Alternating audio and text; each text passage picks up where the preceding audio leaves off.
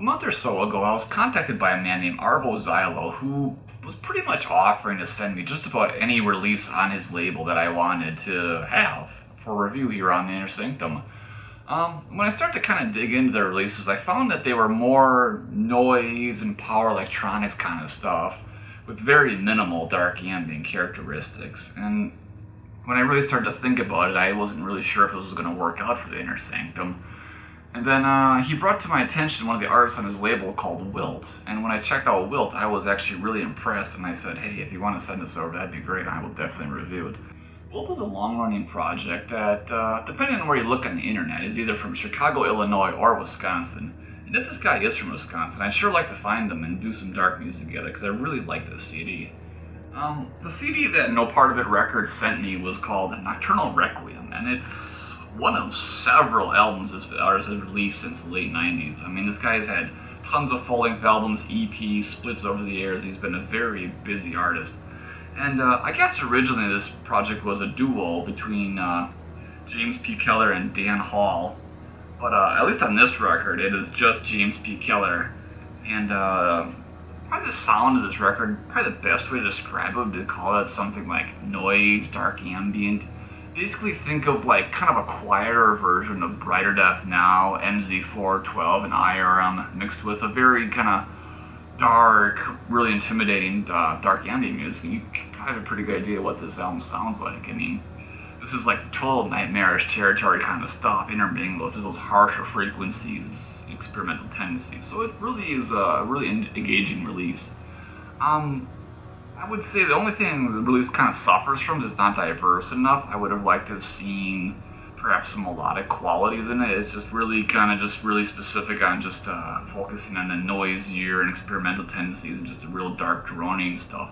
But it would have been really great if there was something more melodic, like a piano line or just a piano, a more melodic kind of, droning atmosphere to it. But they really don't get that.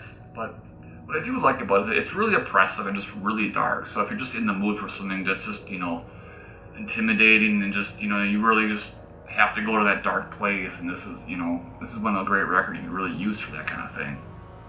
So here's the front cover. The front cover is actually a painting by James P. Keller, and here it is inside. Another painting on that side. See. That cover. Arvo also sent to me some stickers, which is pretty cool. Also, this was really interesting. He sent me a letter, which was actually done on a typewriter. That's pretty cool, and I gotta say that actually is a really interesting aesthetic, because I haven't personally owned a typewriter or a word processor kind of device in at least 20 years. So when I opened up the envelope and saw that, I was like, wow, that's pretty cool actually. It's very old school and nostalgic looking. I mean, I remember when I was a little kid, writing up stories on this typewriter word processor kind of thing we had, and yeah, same thing. I would print them up in paper like that. So it's pretty funny to open up and see that, and cool. So yeah, if you're into any sort of kind of minimal noise and dark ambient music, this is definitely an album I can recommend. Like I said, it's not very melodic, but it definitely holds your attention for its hour or so duration, and it is just a really great journey down a really dark path. I mean, it's got a lot of those old cold meat industry vibes and just real kind of, not too abrasive, but abrasive and, dark ambient territory that can really just, take you someplace special or someplace horrible and nightmarish if you go on too. I don't know, it's a cool record though, so that's Wilt's Nocturnal Requiem. So shortly after I got in contact with Arvo Zylo from No Part of It Records, he just kind of disappeared off of Facebook. His page was deleted and everything, and originally I thought maybe he got a Facebook banning or whatever, because I think sometimes it happens when people post offensive material or something like that. But it's been a month now, and his profile still doesn't come back, so I don't know what happened. So Arvo, if you see this and you're at least mostly happy with it, send me some sort of sign or something, or haunt my dreams or something, just so I know that you saw it, and then I can rest peacefully and all that stuff. So anyway, Arvo also sent me some of his solo work. His album called Hello Walls. I didn't originally ask him to send me this, but he did anyway, and I was mostly just planning on just reviewing the Wilt album, but since he did send me, I'm going to talk about it a little bit. Probably the best way I could describe his solo work in Hello Walls is that it's just, I guess, experimental noise music. A lot of the, kind of characteristics that you'd expect to be in an experimental release are there. I mean, there's abrasive moments, there's just weird, odd, off-the-wall moments, there's some, dark ambient characteristics too, and it's just a lot of it's kind of really hard to describe. I mean, I'm not really a seasoned pro with experimental music, but I do like experimental music to an extent. But as usual, I kind of like to, have some sort of melodic quality or just really a rich atmosphere, which it doesn't really have, but, it's still an interesting release. It was cool checking it out, and I mean, some of the other stuff is pretty cool too. I don't know. I'm not really a seasoned pro with the noise and the power electronic kind of stuff. So it's not really, my expertise. It's kind of hard for me to talk about it.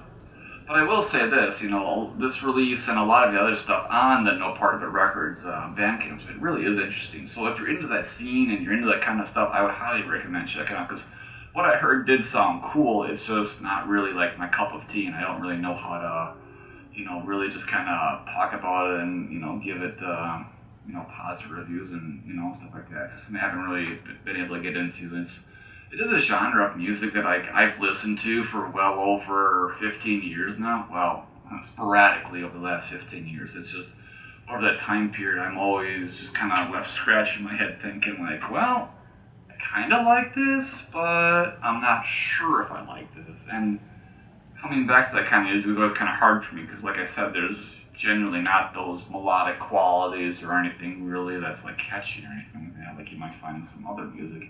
And I mean, even dark ambient music has catchy qualities sometimes, or memorable moments. And I don't really get that so much from power electronics or noise music so much. I mean, maybe some people do. I mean, I know there's people out there that literally listen to that stuff like as their favorite genre of music. So if you're one of those people, I would highly recommend looking up No Part of Its Records website, because they got a lot of cool stuff on there. And Hello Walls is probably a really cool record. I think you're gonna, if you're in that kind of scene and stuff, you're probably gonna love it. Because like, holy shit, this is a great record.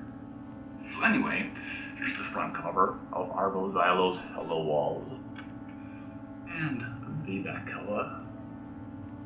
I've got a one-page insert, and there is only 3 songs on this record, but 2 of those 3 songs are over 30 minutes. The first song is actually 38 minutes too. And there is the CD. Kind of like the print on the CD, pretty cool looking. I like that. So yeah, like I said, experimental and noise stuff isn't really my territory, so I'm just gonna say thank you, Arvo, for sending it. It's pretty cool. I will definitely keep the CD and continue listening from time to time, as well as the Wilt CD, which I actually liked a lot.